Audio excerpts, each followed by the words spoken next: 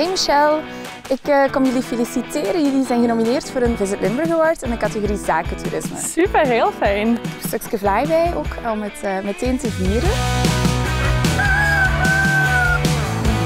Zeg eens Michelle, wat doen jullie precies met route 38 hier? Met route 38 verhuren wij hier 15 charmante 2PK'tjes. Daarmee kunnen bedrijven als teambuilding op pad gaan. Zo kunnen ze onderweg bijvoorbeeld gaan schermen, gaan schapen drijven of eventueel gaan appel plukken.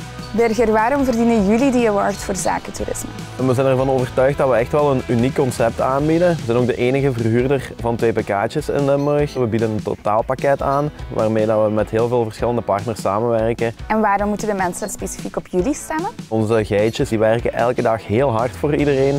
En nu zouden wij hun echt oogjes in de bloemetjes willen zetten. Maar dan gaan we alvast eens klinken op die hardwerkende geitjes, hè? Top. Zo.